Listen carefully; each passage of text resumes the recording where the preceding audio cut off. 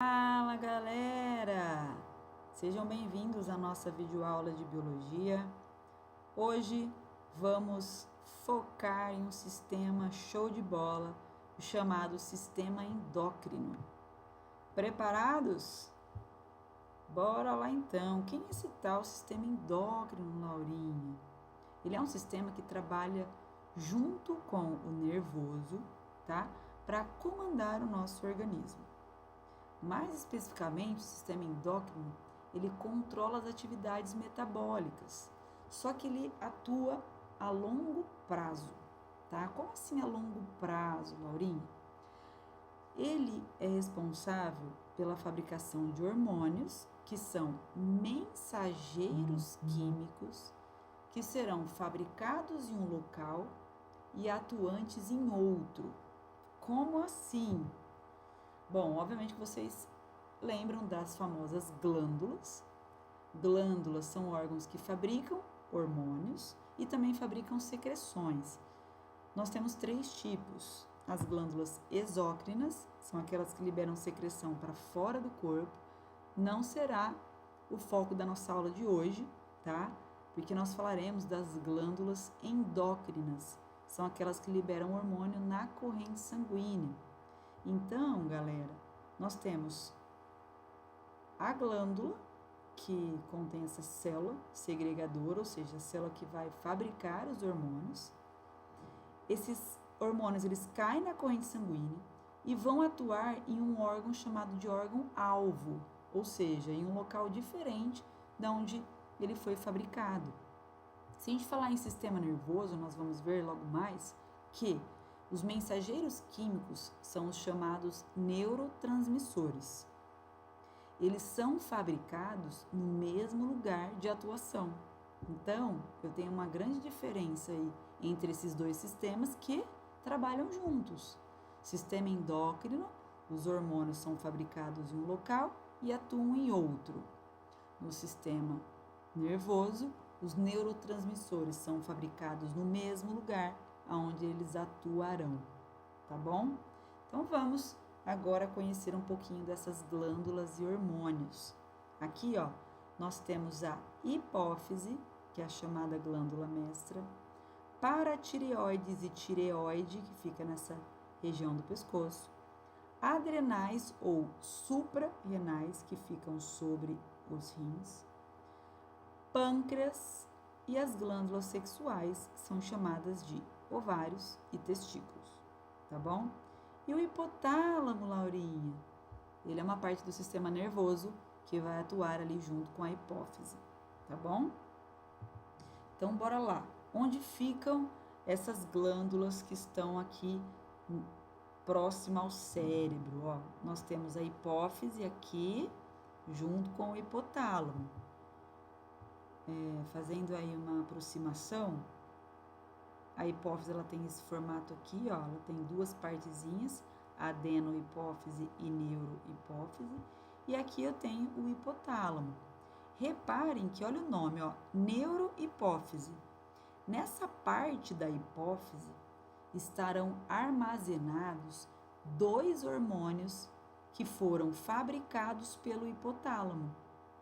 E na adenohipófise, nós teremos alguns hormônios fabricados e liberados na corrente sanguínea, tá?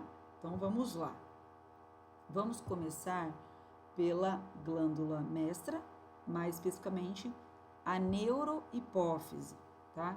Galera, reparem que aqui, né, eu destaquei neurohipófise escrito dessa maneira. Em alguns outros lugares vocês vão encontrar assim também, ó, neurohipófise, tudo bem? Enfim, então vamos lá. 2 hormônios que ficam armazenados na hipófise, só que eles são fabricados pelo hipotálamo, tá bom?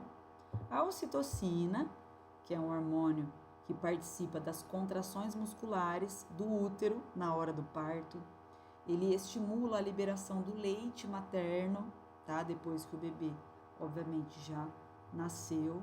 E ele também é chamado de hormônio do amor, hormônio da paixão, porque ele desenvolve um apego, uma empatia entre as pessoas, tá? Muito famoso aí por ser o hormônio da paixão. E um outro destaque é o ADH, o hormônio antidiurético, tá? Olha o nome, diurese antidiurético. Diurese é a eliminação de água. Antidiurético é a retenção da água. Então, o que esse hormônio faz? Ele atua lá nos néfrons, nos rins, né? Nós temos a unidade básica da filtração, que são os néfrons, e tem uma parte que são os túbulos renais, que é onde acontece a reabsorção de substâncias e de água. É ali que o ADH atua, lá nos néfrons, nos túbulos renais. Fazendo o que, Laurinha? Buscando, reabsorvendo a água que possivelmente poderia sair na urina. Por isso que a sua função é o equilíbrio de água, tá? Então, ele aumenta essa reabsorção pelos túbulos renais. Mas eu tenho um destaque aqui, cai muito em prova isso. Lógico, eu sei que vocês são pessoas que não têm hábitos de bebidas alcoólicas, né? Fiquem tranquilos, isso aqui é só uma citação, espero que sim. O álcool, ele impede a atuação do ADH. Se ele impede a atuação, ele está impedindo a reabsorção de água. Então, se ele é antidiurético, esse hormônio ele segura a água. Se ele está sendo impedido, ele vai liberar a água. Ele não, né? A água vai ser liberada porque não está atuante nesse momento. Então, por isso que pessoas que bebem cerveja vão muito ao banheiro. Entenderam? O álcool inibe o ADH. Ele não deixa ele funcionar. Por isso que as pessoas fazem muito xixi. Beleza? Então, destaque aí, façam um asterisco e façam essa anotação. Bom, Laura, então vamos agora para a adenohipófise, que são os hormônios fabricados pela hipófise. Fabricados e, obviamente, liberados na corrente sanguínea. Vamos lá, um por um. Nós temos um hormônio chamado prolactina. Como eu disse que a hipófise é a glândula mestra, galera, ela estimula outras glândulas a fabricarem as suas secreções e os seus hormônios, tá? Então, reparem que agora vai acontecer isso.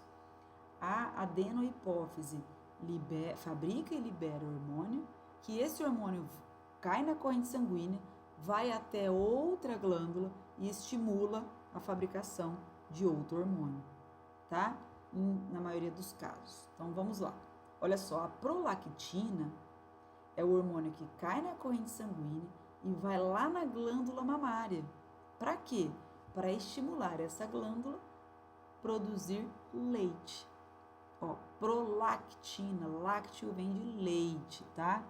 Então, a prolactina, ela é fabricada e liberada pela adenohipófise, cai na corrente sanguínea e estimula a glândula mamária na produção de leite. Ok? E quem ajuda a expulsar esse leite?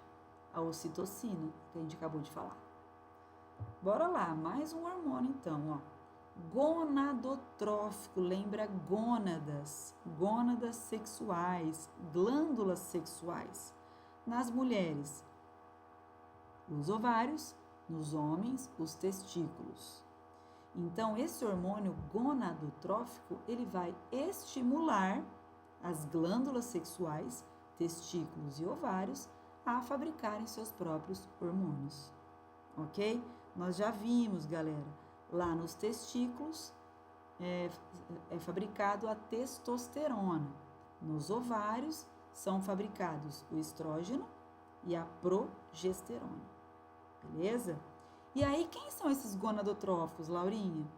No ciclo ovulatório, nós citamos dois hormônios da hipófise, o LH e o FSH, hormônio folículo estimulante, hormônio luteinizante. Então, vocês já estão por dentro aí desses assuntos, tá?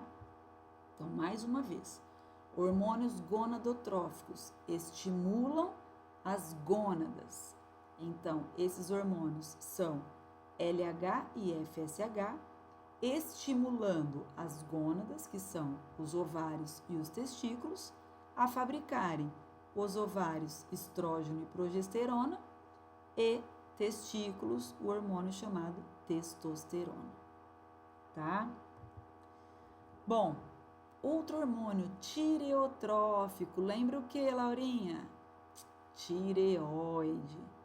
Então, a hipófise fabrica e libera o tireotrófico, que cai na corrente sanguínea e vai estimular a tireoide a fabricar os seus hormônios, ok?